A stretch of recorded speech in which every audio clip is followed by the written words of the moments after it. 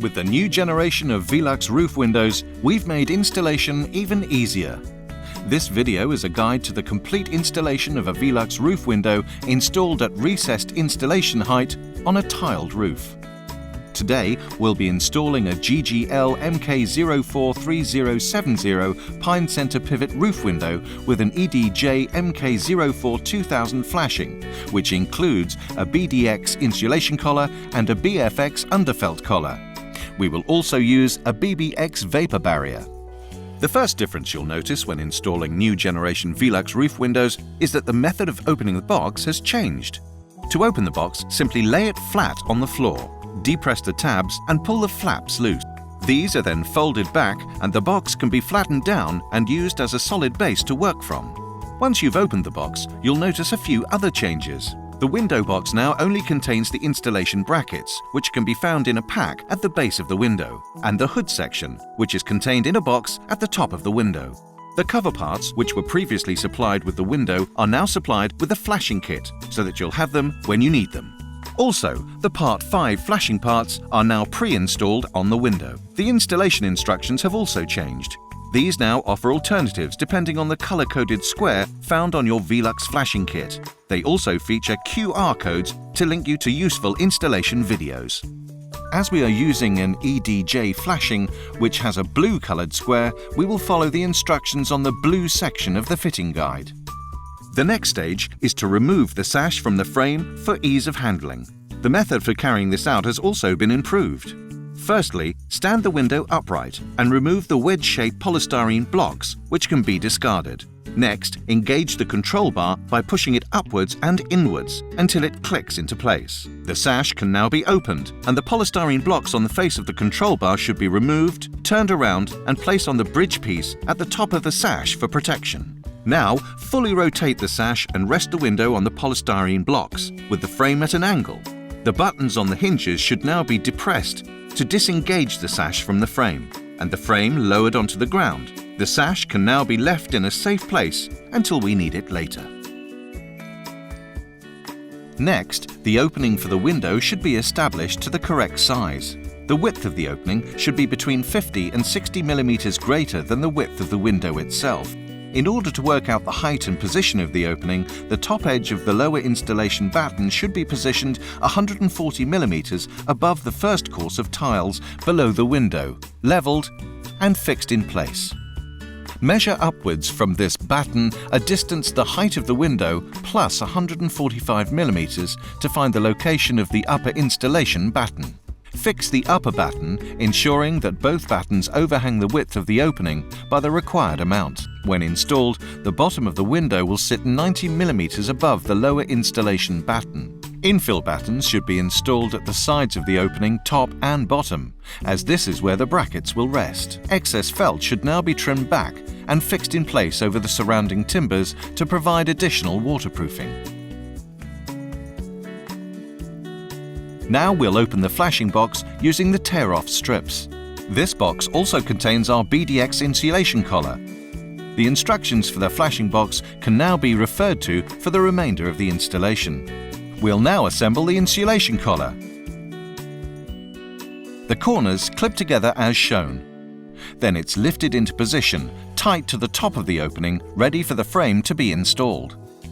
Next, we need to fix the brackets to the window, following the instructions in the blue section of the fitting guide. You'll notice a red and blue line running down the side of the window.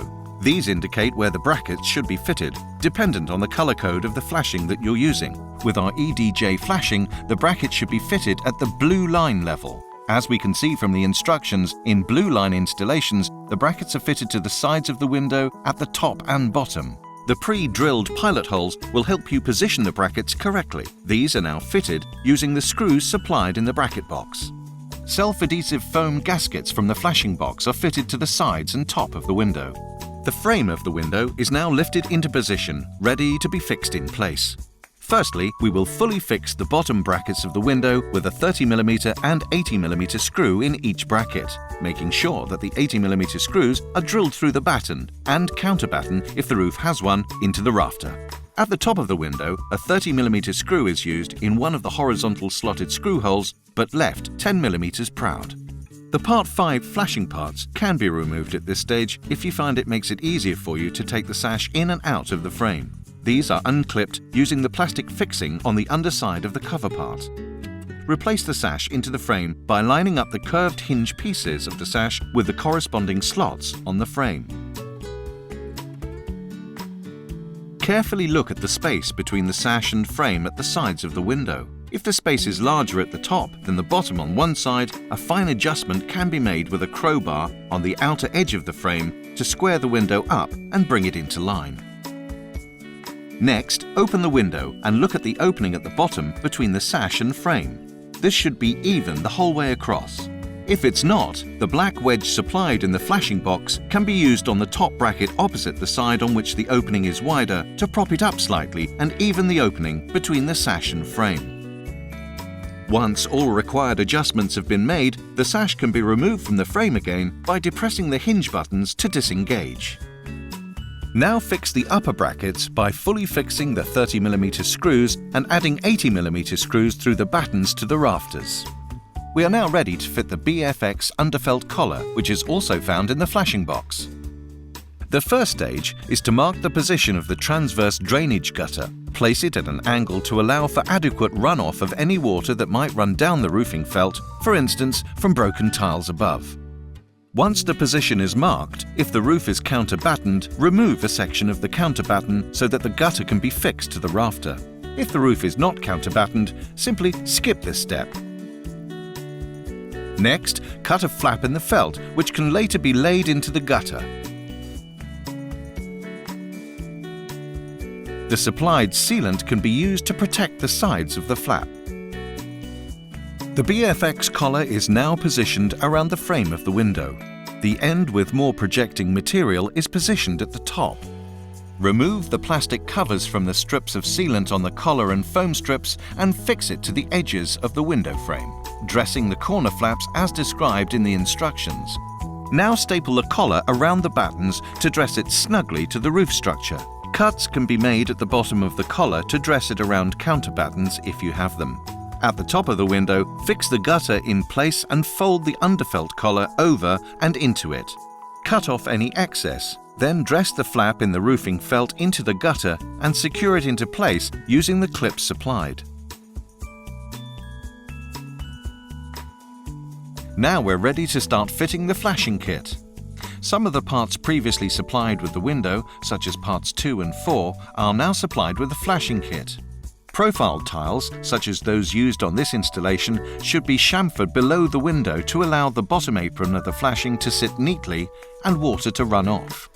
Chamfer the tiles, taking care to make sure that the highest point of the tile when viewed in profile sits no more than 250mm from the bottom of the window. Take flashing part 1, the bottom apron, and place it in position, shaping it over the tiles. Now bend the pleated apron of the flashing back, no more than 45 degrees. This will help the apron sit tightly over the tiles.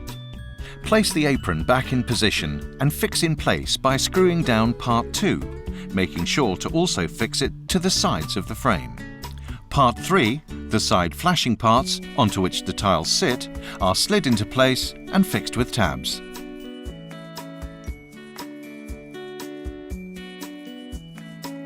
At this stage, the Part 5s pre-installed on the window should be removed if you've not done so already.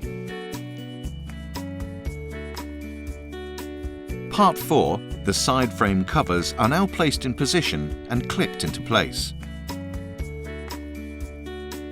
The Part 5s are refitted by slotting them into the black housing at the top of the window and clicking the plastic fixing into place at the hinge. The hood section of the window should now be screwed into place, making sure to discard the polystyrene packing piece on the inner side. Finally, Part 7, the top flashing piece, is positioned, then fixed with fold-down tabs either side of the window. We can now finish tiling around the window. The foam gasket on the side flashing should be cut to match the profile of the tiles where they meet the flashing. Refer to your instructions on how the tiles should be positioned around the window, as this may vary depending on where in its camber the tile had to be cut. You should leave a gap of 30 to 60mm between the sides of the window and the tiles. Again, trim the foam gasket at the top of the window to match the profile of the tile, remembering to leave 60 to 150 mm of space between the tile and the top of the window to allow rainwater to drain freely. The bottom apron should be given a final dress down. Now replace the sash into the frame. The last stage is to fit the BBX vapor barrier. The vapor barrier is dressed into the internal lining rebate of the window using the tool provided, then fixed in place in each corner using the screws provided, before being taped to the building's existing vapor barrier to prevent any moisture from inside the building reaching the roof structure. The installation is now complete.